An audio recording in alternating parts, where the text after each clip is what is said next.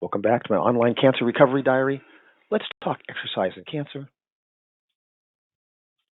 That is, we're going to go to infinity and beyond. Well, not to infinity, to Emporia, Kansas and beyond, the location of my next big challenge in my cancer journey.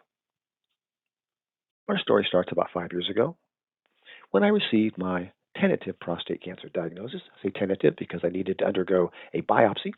Scheduling at that time for a biopsy was several months out. But before I could be scheduled for my biopsy, yes, the pandemic descended upon the planet. Cancer and pandemics don't mix very well. I got sufficiently ill from COVID that my physician wife phoned an ambulance, taken down to the Yale New Haven Emergency Center. The scene looked like something out of a war movie, gurneys stretching all the way out to the sidewalk, physicians, other healthcare professionals doing triage. I was fortunately not sick enough to need to be intubated because there weren't enough intubation machines. I got some oxygen, some extra strength, medications, and sent home. By July 1st, 2020, I received the very first prostate cancer surgery in the Yale New Haven healthcare system post the beginning of the pandemic. Alas, still having cancer, compromised immune system, despite being masked, vaxxed, boosted, whatever I could do to avoid contracting COVID. Yes, my physician wife had to phone for an ambulance a second time. Within a year, my cancer started coming back. That is, had never left me. I'll talk about that on the next slide. But my cancer numbers started shooting up. I underwent 8 weeks of daily radiotherapy. Yeah, radiotherapy doesn't help with your immune system either. Again, despite being vaxxed, masked, boosted, I contracted a third case of COVID, but not hospitalized this time, so things are looking up. Well, they were looking up until I collided with a deer, broke 16 bones, 18 bones, excuse me. 2 of the 16 broken ribs punctured both my lungs. Fortunately, a motorist was nearby who phoned for an ambulance, which happened to be in the neighborhood, saved my life by getting some oxygen on me. Still, compromised immune system. Cancer is still bopping around in my body, so a infected wisdom tooth nearly killed me, caused some permanent damage to my hearing. But I recovered sufficiently that I bike packed. I just traveled with my camping gear from Banff, Canada to the Grand Tetons, 1,000 miles along the Continental Divide Trail. It's one of the most difficult, most rewarding physical experiences I've ever undergone. And a year later, I rode what was probably the hardest one-day ride of my life. It's gravel ride, dirt, rocks, mud in the Vermont mountains. Yes, I know if you're out west, you don't think Vermont has mountains. Vermont does not have a single square inch of flat territory.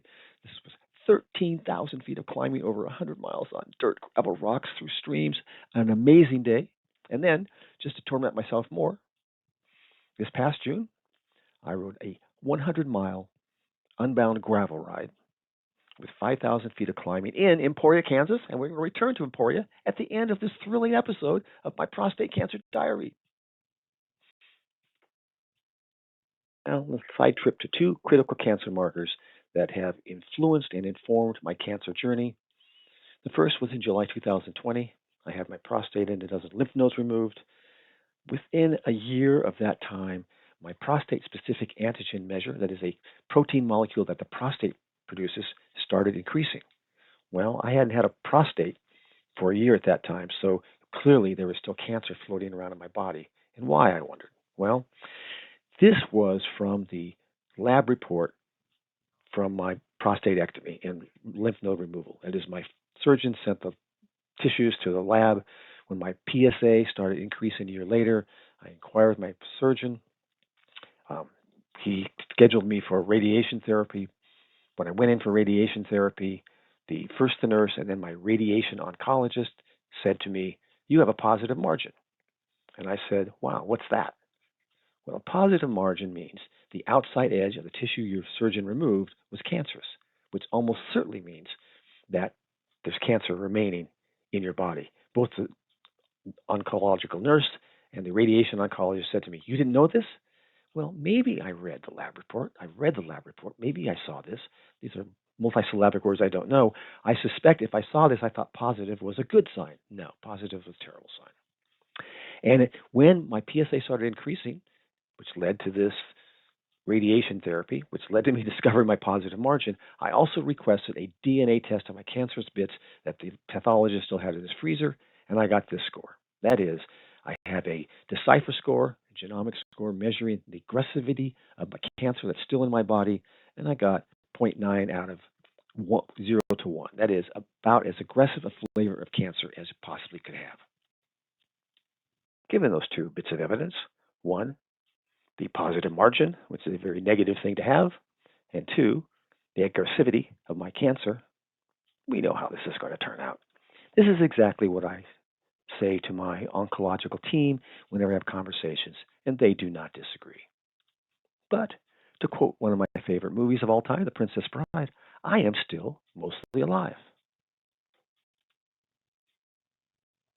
Let's figure out why that's so. Now, to figure out why I'm still mostly alive, let's take a look at two data sets.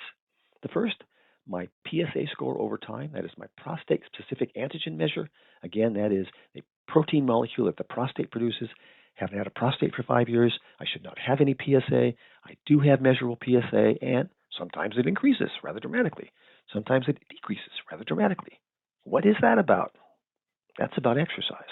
This is the other data set.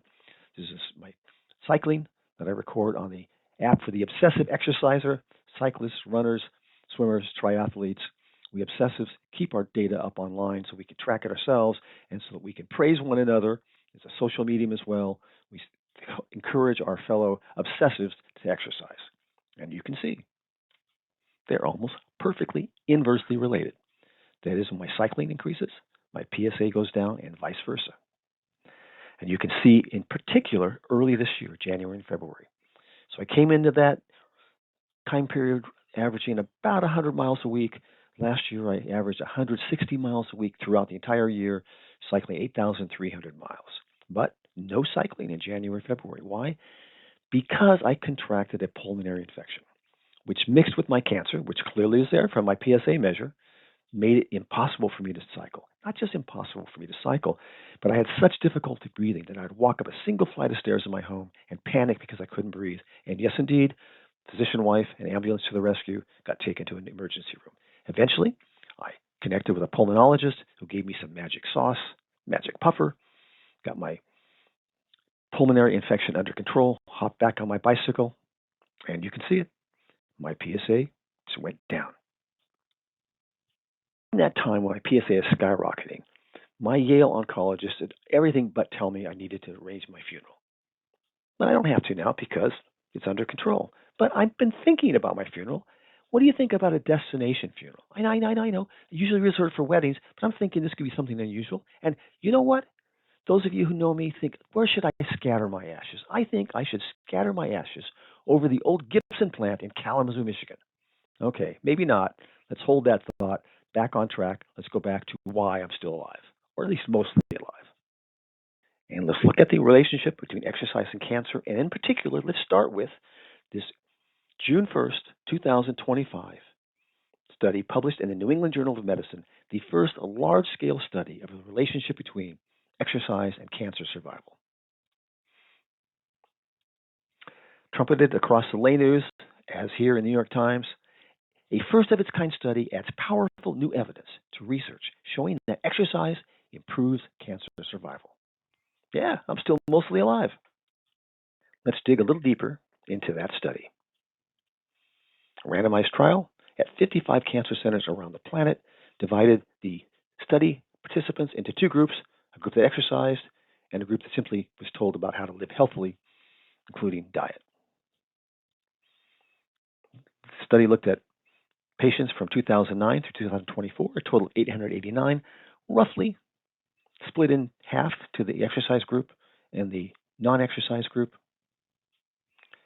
And disease-free survival was significantly longer in the exercise group than in the health education group. Now, if I'd been in the health education group, I'd have been pretty pissed about this. I got to get some information about a healthy diet while the other people are exercising, and they are living longer, and I'm going to die. But anyway, I digress. Back on track, let's look at the results.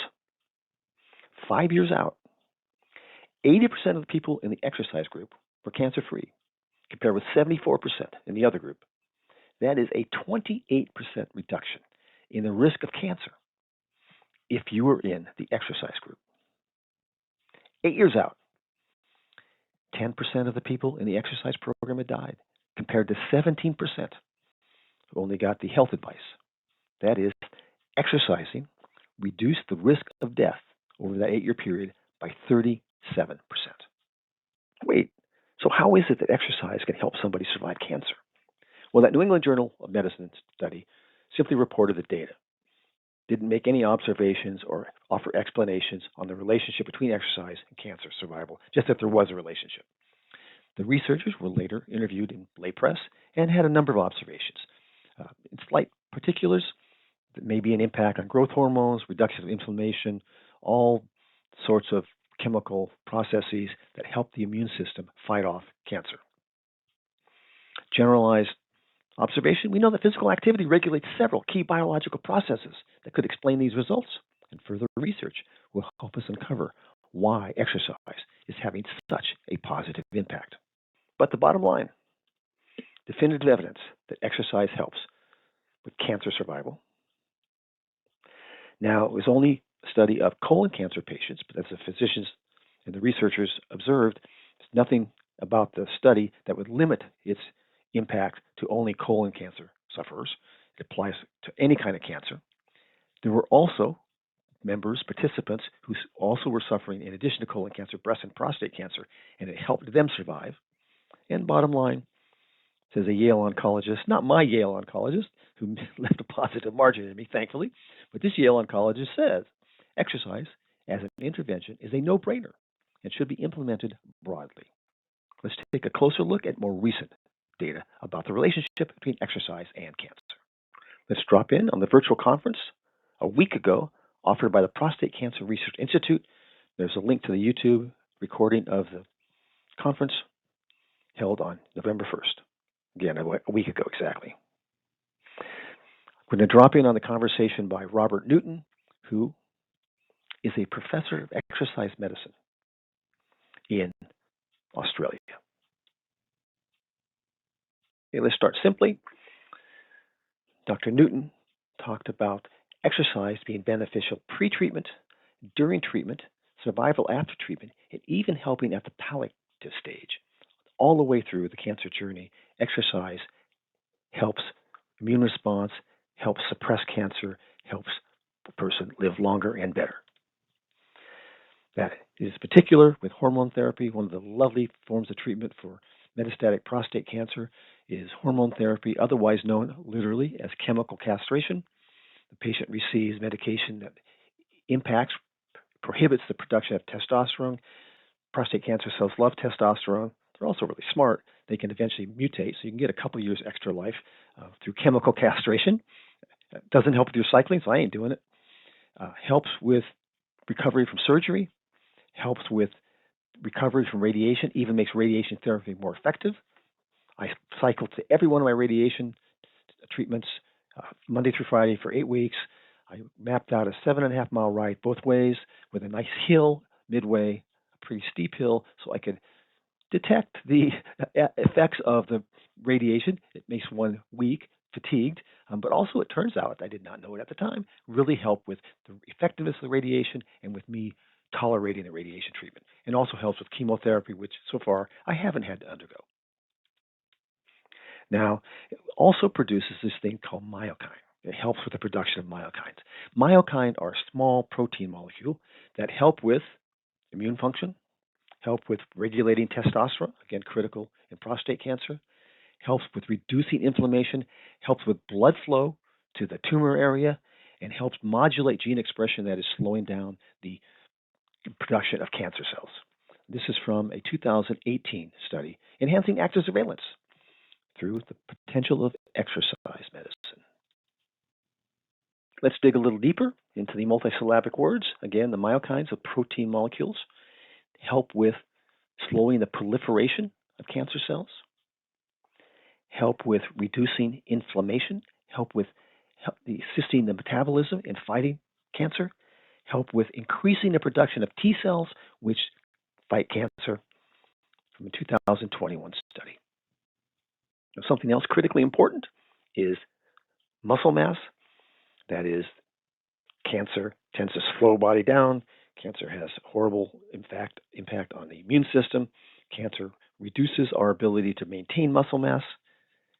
Exercise clearly helps maintain and even increase muscle mass, which is critical not to survival so much as to the quality of life while you are on your cancer journey. Factor critical to treatment, both for chemotherapy but also for radiation, is blood flow to the tumor area. We can see an MRI of the same man first at rest and then after exercising. What we can see is the blood flow increases dramatically after exercise. This is a man who exercised for, I think, 40 minutes before being thrown onto the MRI table. And we can see the blood flow much more prevalent in post-exercise man, helping with the effectiveness of both chemotherapy, but especially radiation treatment. And one aspect of prostate cancer treatment, in particular, prostatectomy, removal of the prostate, and radiation therapy, is it impacts both continence, can make a person incontinent, and also sexual function. Yes, lovely stuff to talk about. If you have sexual function, chemical castration will fix that. But anyway, exercise is intimately related to both continence and maintaining sexual function. This is a 2025, just a couple months ago, study by our friend Dr. Newton, and looked at 6 months of supervised resistance aerobic exercise. 6 months prior to surgery. 6 months. You saw my numbers. I was cycling way more than 100 miles a week up until my surgery. I was doing 200 miles a week at the time because it was during the summer. Right after I awoke from my surgery, my bed was surrounded by about 10 people. There were other surgeons in the Yale Urology Department, residents studying to be urologists, and medical students. And my surgeon said I was the fittest patient they'd ever seen. Now, this is sort of damning with faint praise because all of us would be middle-aged men. But anyway, the fittest person they'd ever seen in Yale Urology in history, and he wanted everybody to come take a look at me. So for a moment there, I felt pretty good. But in addition to helping me recover from surgery, it is clear that it helped with those intimate aspects of continence and sexual function. Critical. And so Dr. Newton, in his talk, spoke a lot about patients who talked to him about they wouldn't have gone through cancer treatment had they known its impact on continence and sexual function. 6 months of exercise will address that dramatically. If you are an obsessive exerciser, these are things you do not need to fear too much. Okay, so it's now clear. Exercise matters in cancer survival and in quality of life. But it's not just exercising. You don't go pedaling along quietly. You got to go out and hammer it because the intensity of the exercise matters at all stages: recovery from treatment, survival, and of course, life satisfaction. Here's a study from 2018. We already knew about this. This involves Dr. Newton. You can see him at the first author right there, talking in 2018 about the intensity of exercise and how it helps with survival, helps with emotional quality of life, reduces biomarkers like inflammation, quality of metabolism, the production of androgens. Intensity matters. Okay, just one more study about the relationship between exercise and cancer survival. This one from 2022. Exercise helps, right? We already know that. But even in 2022, vigorous exercise helped more. Now, is it just a coincidence that the vigorous exercise was on a cycle? Well, probably, but still warms my heart. So, what saith our director of an exercise health program? We need to individually tailor the exercise program to the patient. And how do you do that? Through sensors. We monitor the body. We individualize the exercise program for that particular person. And this will be a first-line therapy, not something we think about after surgery, after hormone therapy, after radiation therapy, after chemotherapy. Certainly we'll think about it then, but this is the very first stop prior to any treatment. And so the intensity of exercise matters. I've always exercised intensely. Here I am a year or so ago, and I am not going to go gentle into that night. So what have I done?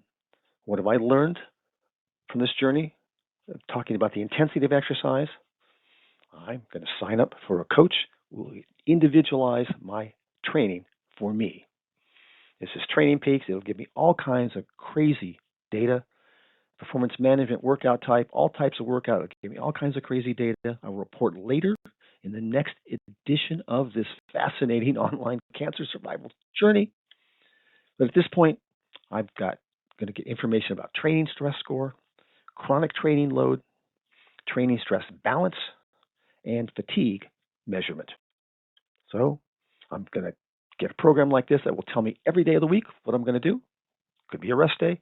I'm training for two things, the 100-mile race in mid-March and the 200-mile race in the 1st of June. And I've got a coach. I'm off to exercise, tailor my program, not just to my cancer, but to my success in these two great. And so I'm going to keep pedaling as though my life depends upon it, because it may. No, not may, because my life does depend on it.